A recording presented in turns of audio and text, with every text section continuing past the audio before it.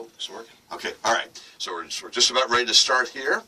And let's see, I'm going to put that down just a little bit, sir. Okay, so I think we're just about, and looks like we are recording there. Okay. Hi there. Hi there. Okay. So, all right. All right, I think we're just about set to go. And let me get this, okay, set up. Hi there. Hi there. Hi there. Hi there. Okay. Okay.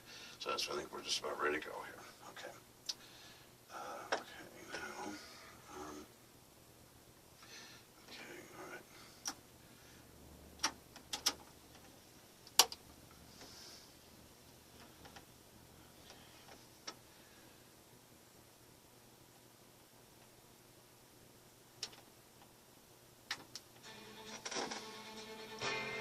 From coast to coast and around the world, Kaleidoscope, America's most exciting radio magazine.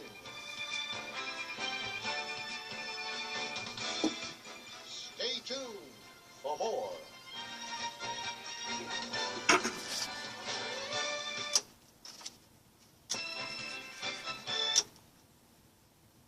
Hi there, Bob Carr here for the Kaleidoscope Radio Magazine. And we have another sports show here for you. And for the next 30 minutes, we are going to review all the top sports events of 2014 and look ahead to 2015.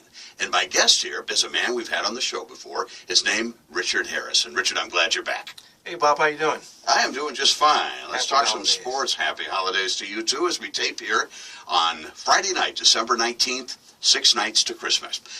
First sports subject we're going to discuss here, Richard, is Pacquiao versus Mayweather. Is it going to happen? Break it down. What do you think? It's going to happen next year, but I think that this fight is 10 years too late. But we're going to see the fight. We're all going to pay the $100 for the pay-per-view for the fight, and let's get it on. All right. Who right now is the best heavyweight out there right now? Well, the Klitschko's are still the kings, even though one is now a president.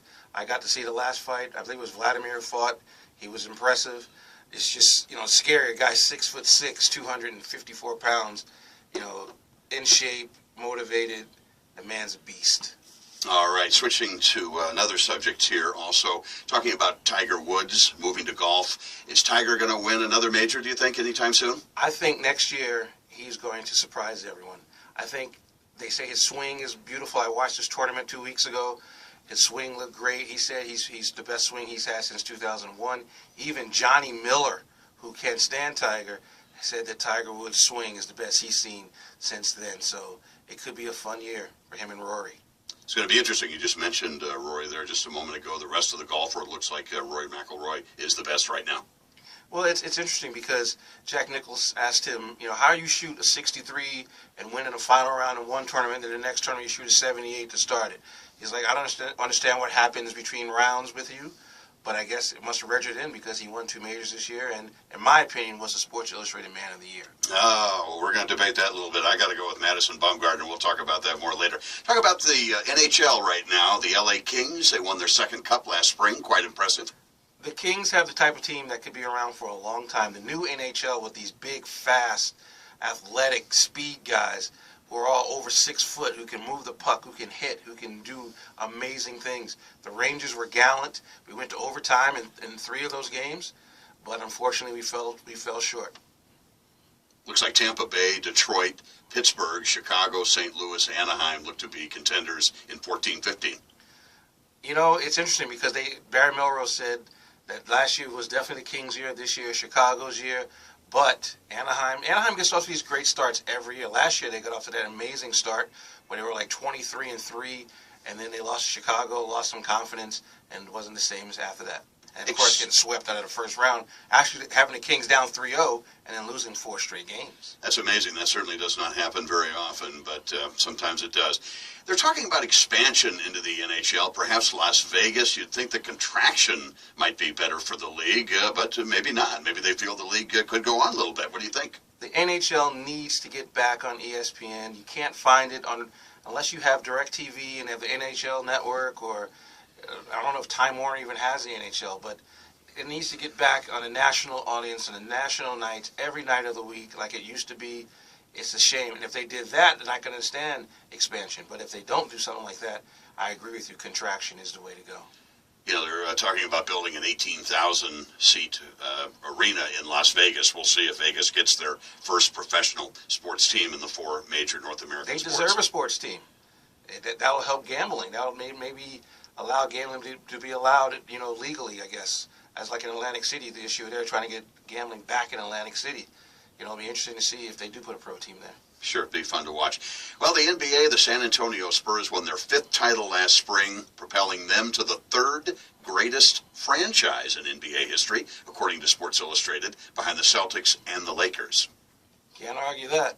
I mean, they are the epitome of what team is all about. Tim Duncan, Greg Popovich has been there for all of them, and they deserve all the accolades they get.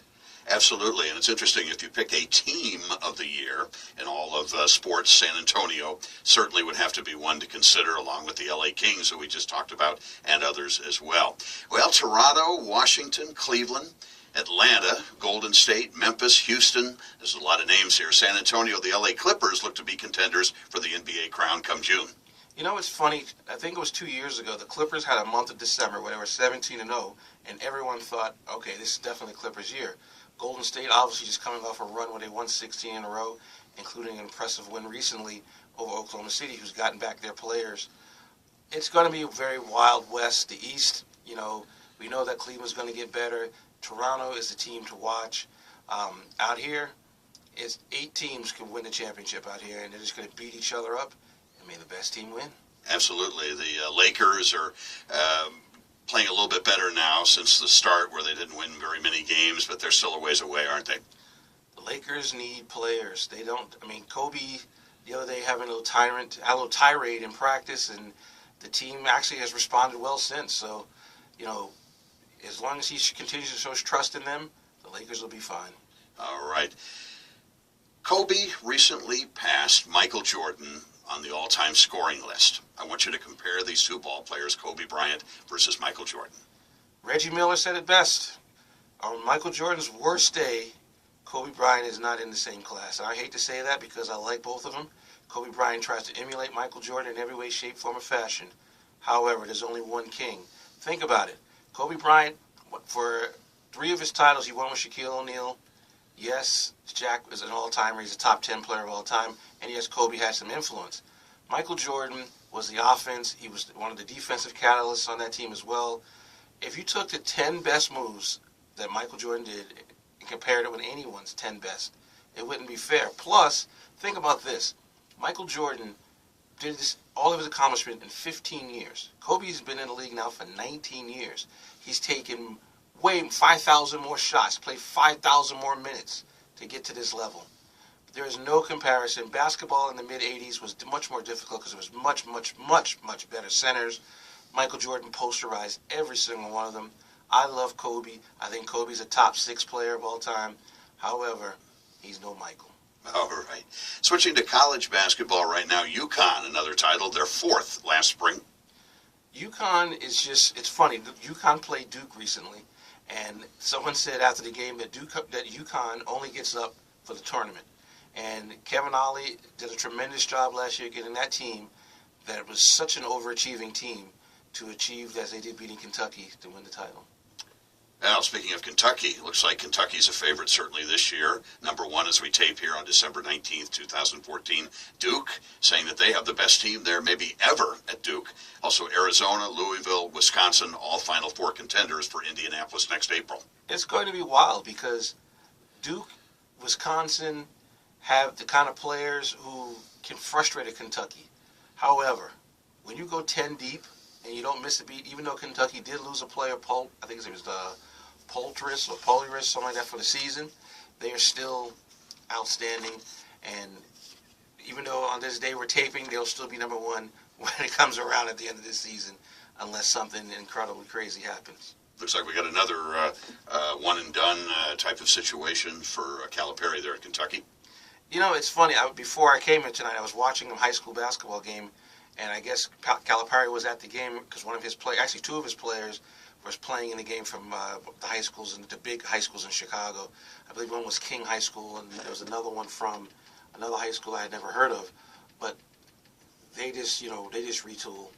And unfortunately, we need to get rid of this one and done stuff because it's hurting the NBA and it's also hurting the college game.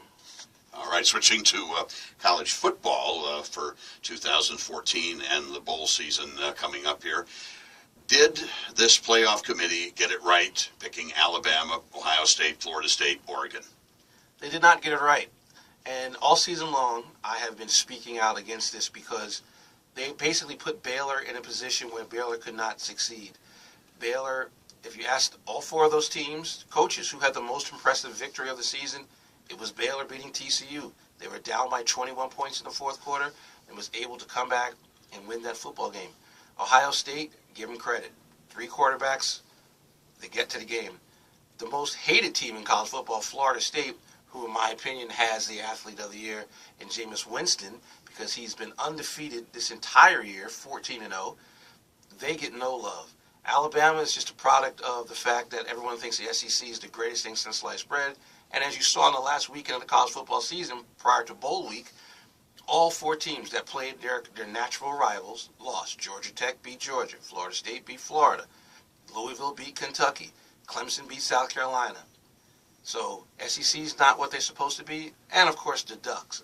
I wish the Ducks were playing Ohio State and Alabama was playing Florida State because I would love to see Jameis and Marcus Mariota go head-to-head for the title.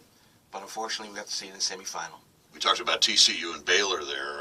I guess one of the key things there is that the Big 12 had no championship game. I think they should have told all the conferences to make sure you had a championship game if that was going to be the determining factor. I think that it's sad, like I said, Alabama's most impressive win was against who? LSU, Auburn? I mean, Oregon's most impressive win, okay, Michigan State, all right? Florida State, what is their most impressive win? They're undefeated, so they automatically are there. The most impressive win this season in college football was Baylor beating TCU, 61-58. Wasn't that something? You don't see those too many of those score. games. Yeah, exactly. Oh, yeah.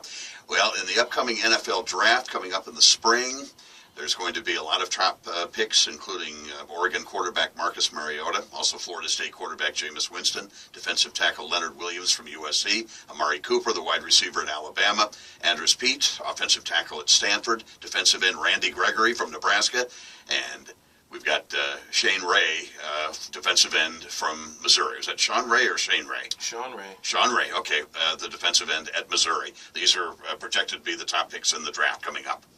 You know, it's the funny thing is, I believe 7 of those people that you mentioned are all underclassmen. I think only Cooper is a senior. He might not even be a senior. I think there's no seniors, I believe, in those groups that you mentioned. And so it'll be interesting to see if they do go back, because there's actually a rumor that Jameis Winston may stay in school because he likes playing baseball too. Absolutely, and that's going to be an interesting thing with him. He is quite a baseball player. Well, we are spotlighting the big sports moments of 2014, also looking into 2015.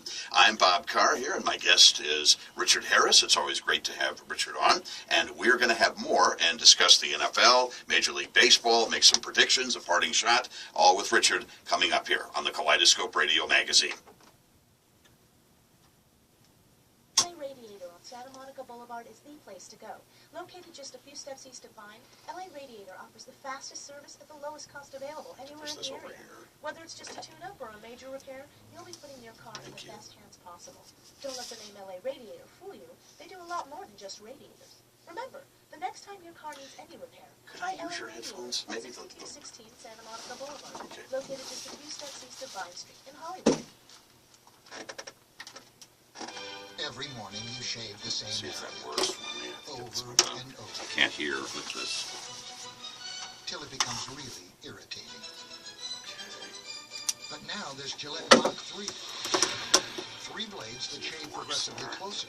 You take 1 stroke, it takes 3, so you don't have beautiful. to shave the same area Gorgeous. over Thank you, and sir. over. The result, far less irritation. 3 blades, fewer strokes, less irritation. Mach 3 from Gillette. How'd you like to get up to $12,000? One more commercial in for this. It's the Army's enlistment bonus program.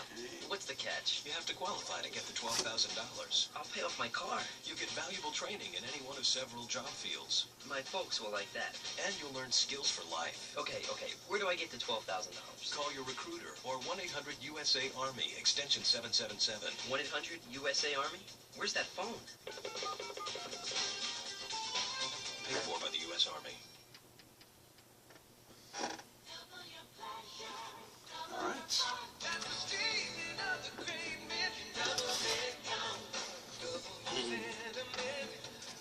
I think this commercial was made when I was in the 4th grade, if you know what I mean. But,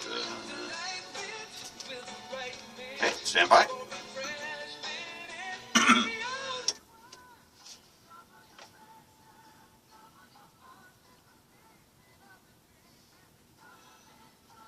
Back to more sports talk. We are reviewing the top sports moments of 2014 and also looking ahead to 2015, making some predictions. My guest here is Richard Harris. I'm Bob Carr, and right now we're going to discuss the NFL. The Patriots, Packers, Seahawks, Denver appear to be Super Bowl contenders for the game to be played in early February in Arizona. It's sad that the Arizona Cardinals are not going to be representing their home stadium because of injury this year, but I agree. If it's the Packers, Patriots, or Packers, Broncos, or Seahawks, Patriots, or Seahawks, Broncos, in the good weather, that's going to be a game to watch. Absolutely, and it's a situation where the Arizona Cardinals had so many injuries, and you just can't expect them with a third-string quarterback. Again, we tape here on December 19th to make a big splash in postseason, even if they do have a home game. Now, look at this. I have found this list here. I'm going to name you, and I'm going to get your comments on this, Richard. The all-time NFL team.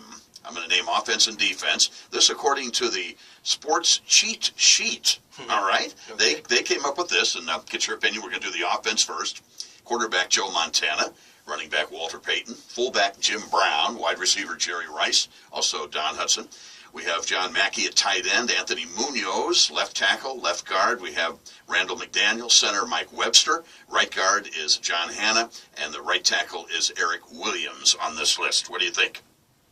That last one was a bit of a surprise. Eric Williams was a good football player. I don't see any problems with that list, although people might be upset that Emmitt Smith's not on it, but I think that's a great team. You know the person who gets no credit at all? He was a center for the Packers, Jerry Kramer. Kramer I don't even think he's in the Hall of Fame, but yet he was the anchor of that line. But I don't see any problems with that list. Eric Williams, that was a surprise. I'm trying to think who I replace him with, and I honestly can't think of anyone. So it's a good list. All right, let's check the defense, the all-time NFL team according to the sports cheat sheet. The all-time NFL defense. We'll start with the linebackers. We have Ray Lewis, Lawrence Taylor, and we also have Jack Ham. Left end, Reggie White. Left tackle, Alan Page. Right tackle, Joe Green. Right end, Deacon Jones. I interviewed Deacon some years back. Cornerback, Deion Sanders. Cornerback, Rod Woodson. Strong safety, Ronnie Lott. And the free safety is Ed Reed. They, by the way, did not pick kickers. They didn't pick a kicker or a punter. What about this defense, Richard? That's extraordinary. No Dick Butkus? Wow. Singletary over Butkus? Jack Ham was all-purpose, but Dick Butkus should be on that list, or even Ray Nitschke should be on that list. As far as the interior, I don't see anything glaring. People don't like the fact that Deion Sanders never tackled. Maybe Night Train Lane or somebody should be out there, but Ronnie Lott is to me one of the greats that ever played a position. So Ed Reed, that's a surprise. That's a big surprise, but I can't think of anyone who I would replace him with. Maybe what's his name? Larry Murphy. I don't know. Okay, all right. Okay, we'll see about that one. Switching to something much more serious now with the NFL. What about the Adrian Peterson, Ray Rice abuse situations? How do you see this? Well, as you will hear in my parting shot, to me, this year has just been a very difficult year in sports because there's been more stories about these type of things than sports stories. And unfortunately, both situations were adjudicated in the way that they were, and no one will ever be satisfied with the outcomes of each. And we just wish that Ray Rice's wife is happy and will live a normal life, and the same thing with Peterson's son. Absolutely. Well, the NFL coming to L.A., what are you hearing on that? What's the latest? I hope they're not bringing a team here that's already existing. They want to bring. They keep talking about that they want to bring a team that does not exist and create their own team. But then recently, I heard something that because of the Chargers situation is so bad and the Raiders situation is so bad year to year that they could be back here. And I wasn't here when the Raiders were here in Los Angeles. There's still tons of Raiders fans in this town. The fans would like it, but they need to bring new blood here. You know, I kind of look at it this way. I think with the St. Louis situation, they're one of the teams rumored to be moving to L.A. The St. Louis Rams, of course, who left L.A. in 1995 to move to St. Louis. What would be good would be keep this existing team in St. Louis, okay, this existing team, change the name to another name in St. Louis, and bring the Rams name back to Los Angeles. And then they have an expansion team. Expansion is going to cost, what, $1 billion perhaps to join. So how do you look at that situation? Well, didn't the owner of the Rams purchase land in, south from Los Angeles, supposedly? So Yeah, Kroenke. Yeah. So it's that wouldn't be a bad idea, but we need the St. Louis market. I mean, it's the best sports market in America, so there's no question that I think that's a good idea. And one thing that I constantly see is I'm always seeing empty seats in Miami, Tampa. Those are kind of the sexy markets down there. And there's always empty seats there. In a lot of stadiums, there are empty seats. St. Louis has had, with the exception of maybe 4 years in the 20 years the Rams have played in St. Louis, have had really under 500 teams that are not up to par, but the fans keep coming. Right. Yeah, I just think that hopefully, if they do bring a new team to California, hopefully it's not one of these bad teams from other places. I mean, Tampa doesn't draw because they're not a good football team. Miami, I mean, do they have their own stadium? They've been using the baseball stadium for years. I think they have their own stadium now because the baseball team has that unbelievable aquarium there. So they need to put a brand new, fresh team here and try to help build up those cities. Even Jacksonville doesn't draw, and they want to go to London, which makes no sense. Yeah, that's it's going to be interesting to see. The NFL definitely wants to expand worldwide. I'm going to predict right now Seahawks, Patriots in the Super Bowl. What do you say to that? I hope that you're wrong because I want to see Aaron Rodgers play in the Super Bowl. I think he's the best football player right now, and I do believe the Patriots will be from the AFC. But I'm hoping it's a Green Bay and New England Super Bowl. All right, let's switch over to Major League Baseball now as we discuss the top sports of 2014, looking ahead to 2015 as well. Major League Baseball is a great postseason in 2014 with the Giants holding on to beat the Kansas City Royals behind the Sports Illustrated Sportsman of the Year, Madison Bumgarner.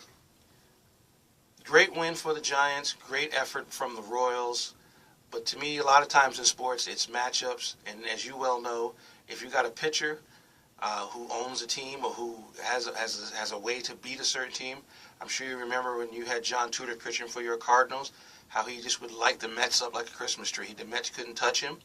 No matter what he did, no matter if he had 105-degree temperature, he would go out there and shut them down. And Bumgarner did the same thing. As far as the Sportsman of the Year thing is concerned, Clayton Kershaw, to me, should have been baseball's representative because he became the first pitcher since your guy, Bob Gibson, in 1968 in the National League to win both MVP and Cy Young. It has happened a lot in the American League, but it's not happened a lot in the National League. And so he wasn't even the best pitcher in his own league. He had the best moment of the year, but again, I'm not a Giants hater. I'm a Met fan. I'm just saying that congratulations to the Giants. Well, the Royals are certainly a fantastic postseason story in 2014, and it got right down to it. They had a guy at third base, and just excitement, and it was the Royals unfortunately became the first team to lose a seventh game of the World Series at home since 1979 when Baltimore lost to Pittsburgh. Well, you got to give the Royals a lot of credit. No one thought they would be there. This was supposed to be the magical run for the Angels because they had just gotten Josh Hamilton back, Trout MVP, Pujols was hitting. But of course the Angels pitching staff kind of fell apart. But no one thought that they would be there, and they just stepped on everyone with pitching, and they got timely hitting, and that's all you need in the postseason. I look at the American League for 2015, and I see balance. a lot of teams could be in contention. Really, I look at the Rangers and the Rays maybe as the only ones who might not be in contention. Everybody else looks pretty good. I don't know what the Rays are doing in terms of just dumping all of their talent. I mean, letting Zobrist go, letting Myers go, the manager's gone. I mean, I don't understand what their thought process is. They're not the Red Sox. The Red Sox, who are going to be insane this year. Detroit's lineup is ridiculous with Cespedes now joining Cabrera and Martinez. I mean, but as you well know, the pitching will be dominant. If Kansas City can get that same pitching, they could be back there again next year. But I agree with you. It's going to be a very competitive American League this year. And you look at Seattle, they're certainly much improved as well. And there's even been talk that the Tampa Bay Rays may be moving to Montreal. I mean, we'll see about that. They are trying to get baseball back up there because the situation that they always had up there was the ownership just wasn't committed to the Expos. So maybe if a new club does go there, perhaps that will change. And also more teams, at least this offseason, are now trading. There's been a lot of trades rather than signing big free agents. There's been a few of those, but not nearly as many. So maybe trades is the way to go now. It's very possible as we check things out here that, like I said, a lot of teams are trading now, and they are not signing big free agents. Maybe they learned from the Albert Pujols thing. What do you think? A lot of people wanted to apply the Yankees' philosophy for years, the Red Sox philosophy for years. And it worked for them because they were drawing 50,000 people a night. Nowadays, teams aren't drawing as well. I mean, for the Padres to do what the Padres has done in recent days, getting Kemp, today getting Justin Upton, getting Will Myers from Tampa Bay, and having those teams pick up some of that salary, maybe that's the way that the league is turning to. Unfortunately, big contracts like you described have killed teams, but Clayton Kershaw is a $300 million man. I mean, how great is he going to be for the next 10 years? Mike Trout did the Angels a favor by signing only a 6-year deal and not going for a 10-year deal. So maybe teams are getting smarter and not going for 10-year deals. We'll see how it plays out. Absolutely. Now, one question I was going to ask you, all right? We know that Derek Jeter, he retired this past year, a fantastic career, first ballot Hall of Famer, maybe the 5th Yankee behind DiMaggio, Gehrig, Ruth, and Mantle. But one of the things that we're seeing is, when you talk about Jeter, you're talking class, greatness. Over the last 20 years, what players in Major League Baseball would you take over Derek Jeter? And I'm going to throw 3 at you, and you tell me what you think. Barry Bonds, Albert Pujols, A-Rod. How do you feel about that? I would take off, I would add Ken Griffey Jr., because Ken Griffey Jr. and Derek Jeter basically, Griffey's like 4 years older than Jeter, I believe, but he definitely, 609 home runs career. He deserves to be in that group. A-Rod, obviously we know the situation with the steroids and stuff, so I don't really put him in that list. But players, everyday players, I would give you that. I mean, if you threw pitchers in there, Mario Rivera would be somebody I would throw in there as well. But the list is pretty short. As far as people that we would take over Derek Jeter, that's for sure. Gus Johnson, talking sportscasters here. Gus Johnson, still your favorite sportscaster? Love Gus. I love the Fox football coverage on Saturdays when he would do the Big 12 games or the Pac-12 game of the week. I love Gus. He still gets me a smile. Every time I know it's a Gus game, I make sure my daughter's busy on that Saturday doing something so I can listen to Gus. You also mentioned on a show that we did here, this is the 4th year in a row that we're doing a year-end recap of sports with Richard Harris here, and I always appreciate that. You had mentioned before that Dick Enberg was one of your favorites, and he won the Ford Frick Award and will go into baseball broadcasters wing in Cooperstown next July. I did not know Dick Enberg did baseball until one random day. I was watching Baseball Network, and he was doing a Padres game. And I was like, is he the voice of the Padres? And so once I knew that he was doing that, I was like, oh, man. I mean, that just cements him. He's my all-time favorite. He's the person I always wanted to be when it came to trying to get into this business. He's class personified. I've never heard anything bad about Dick Enberg, and I doubt I ever will. Man from Michigan, yeah, he did the Angels from 1968 to 78. Came back and did them in 1985. He also was a network broadcaster. He did the 1982 World Series when the Cardinals beat the Brewers, one of the very few broadcasters who has announced to a national television audience a Super Bowl and a World Series, Dick Enberg. How about Vin Scully coming back for year 66 in 2015? I don't know if you heard the story. Recently, Vin Scully was shopping. I believe last night he was shopping at Costco, and he lost his World Series championship ring from 1988, I think it was. And he was going crazy, couldn't find it, and then all of a sudden he found the ring. I guess he had like a bag of barbecue spare ribs, and the ring, I guess, got attached to the spare ribs. Love Vince. Vin is the man, the myth, the legend. Love listening to Dodger games. You can't not listen to a Dodger game without listening to Vince. It's time for Dodger baseball. Well done. There you go. Year Well 66 for Vin coming up. Okay, Richard, we have a minute left. I want to hear your parting shot. Give me something in the world of sports during the past year that you want to talk about. Go ahead, sir. Folks, I want to ask you a question. What do you remember most about the year in sports? Do you remember that there was a World Cup in soccer? Do you remember that Rory won 2 majors this year? That UConn's women's basketball team went undefeated, and the men's won a title as well? Do you remember the Spurs? No. This is what we remember about 2014. The police blotter. We remember the stories of Peterson, the story of Rice, the player from Ohio State who committed suicide because of concussions. It's been a hard year for sports, and I hope and pray that in 2015 that we realize that athletes are human beings too, and we get back to enjoying what we enjoy most about sports, which is living that dream through them. Absolutely. Thank you very much, Richard Harris. And that wraps up our special here. We have highlighted all the great sports moments of 2014, looking ahead to 2015. Richard, I want to thank you again. You're just terrific, and I appreciate it. Thank you, Bob. I appreciate you having me.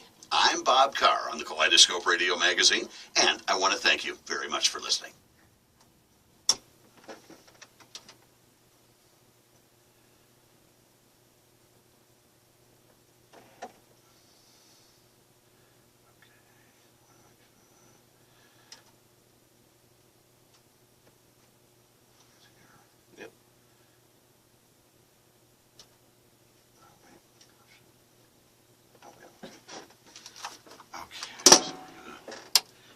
Turn this off. Yep, just press the button. Right here? Yep.